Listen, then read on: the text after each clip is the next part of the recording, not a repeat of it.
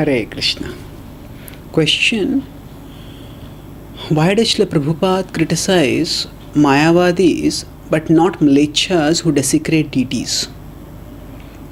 Answer: Srila Prabhupada does report about Mlechas desecrating deities in his Chaitanya Charitamrita when, say, Aurangzeb desecrated Vrindavan's many deities and the devotees had to take it to Jaipur. And Srila Prabhupada recognizes that as a fact which has to be considered. And he also arranged for security in Mayapur. He said even devotees can have guns because that was the area close to the Bangladesh border and there could be Muslims who could attack. So Srila Prabhupada is not neglectful of the fact that the Mlechas were desecrating deities. He reports it and he takes whatever steps are adequate for dealing with it. At the same time, Srila Prabhupada focuses on criticizing Mayavadis based on the audience that he is facing. When Prabhupada actually started preaching, prior to him, many Hindu monks had gone to America and preached, Hindu teachers, and almost all of them had presented the impersonalistic Advaitic understanding of Hinduism. And not only had they presented that understanding, they had presented as if that is the standard understanding of Hinduism. And actually that there's a devotional understanding of the Vedic scriptures that was not known to the Western world till Srila Prabhupada went. So, every Acharya will preach according to what is the prominent obstacle that is confronting the person at that particular time. So, the obstacle that was confronting a person, for Srila Prabhupada at that time, was the misconception of Mayavad. And that's why he countered that. Now, of course, from a spiritual point of view also, we will see that Krishna does critique Mayavad. And Krishna does not even refer to people who are Mlechas, because that is not his audience. He is not talking about people who desecrate deities or anything like that, because he is speaking to Arjuna and he just mentions how bhakti can elevate anyone, even the Papa Yonaya, but he doesn't go into talking about that.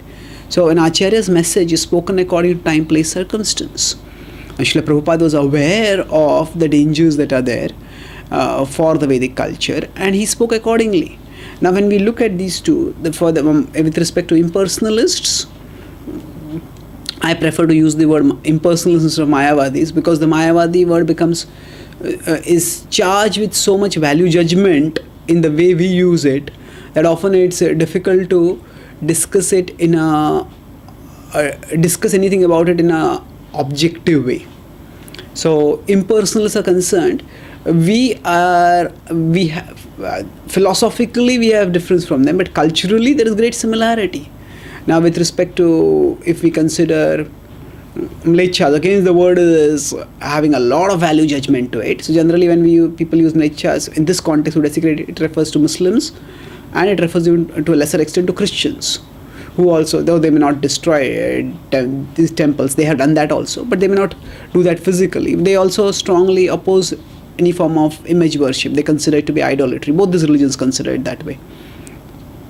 So I will use the word impersonalists and iconoclasts to refer to these, not the value judgmental words, Mayavadis and Mlechas. So now with respect to iconoclasts, icon refers to images and iconoclasts is those who destroy images. So iconoclasts, with them we have culturally a huge difference, and with respect to impersonalists, philosophically we have a huge difference. So what should be emphasized at what time, that will depend on the particular spiritual teacher.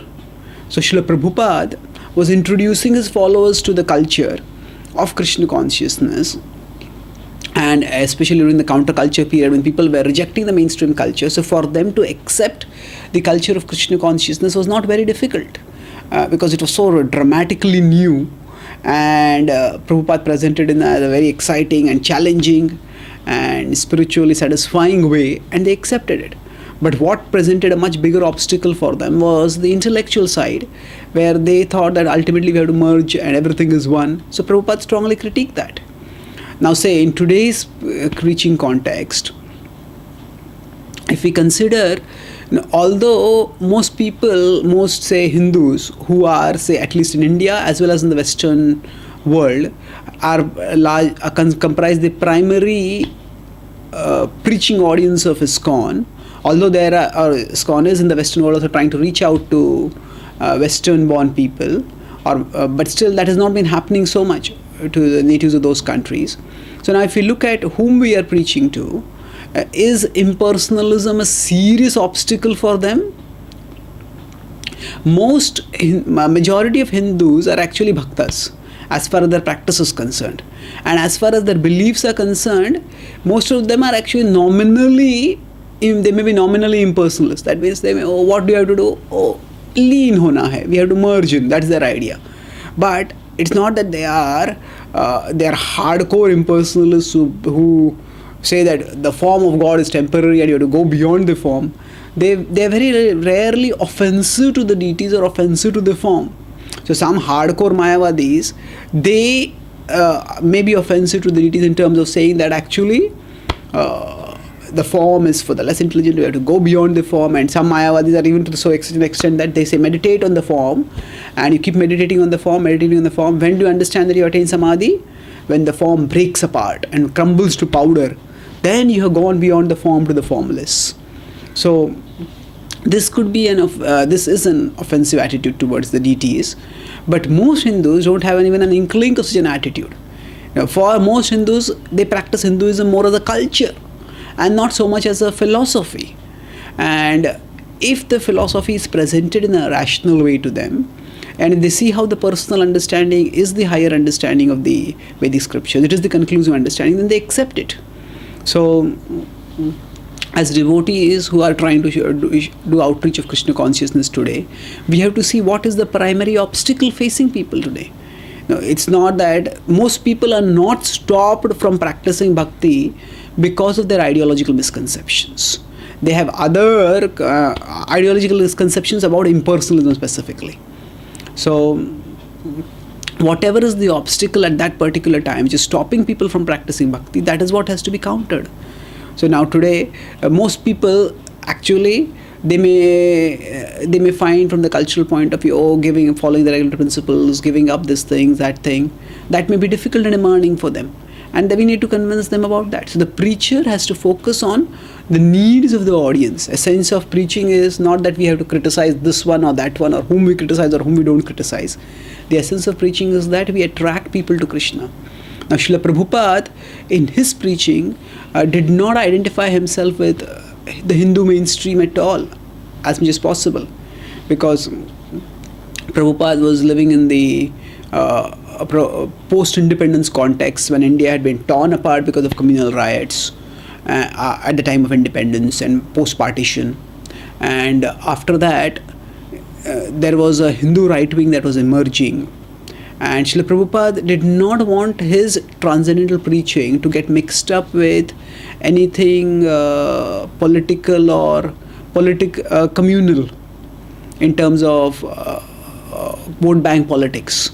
So B.C. Bhaktivedanta Thakur was so focused on the transcendental aspect that he did not even value so much the independence movement.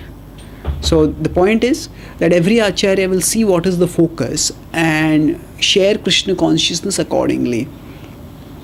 So for Srila Prabhupada's preaching at that particular time, the Mayavad was a major obstacle, and he countered that. And similarly, now if you see in India, a lot of conversion is happening, and a huge number of people are getting converted to religions which are implicitly or even explicitly against deity worship. And at such a time, the current successors of Srila Prabhupada's movement, the current leaders of ISKCON, they may decide that okay, we need to focus on this particular strategy, and then ultimately our goal is to establish the glories of Krishna, and for that purpose it's almost like a war has to be fought. So we will, according to the time, place, circumstance, decide who are the allies and who are the opponents and how to combat. So if the broader culture of Krishna consciousness is preserved, culture conducive to Krishna consciousness, to deity worship, to respect for the Vedas, to caring for the cows is preserved, then that will help us to eventually share Krishna consciousness. And so, in that sense, if devotees network with other groups to protect the broader Vedic culture from the onslaught of the Mlechas, conversionist agendas of the Mlechas, then of the iconoclasts, then that is certainly an intelligent strategy which may be used. So we have to understand that every acharya has the central purpose of establishing the glories of Krishna, and it uses time, place, circumstance to decide how to establish those glories of Krishna, depending on what are the opponents and the opposition at that particular time. So in our present times, do we need to criticize Mayavadis?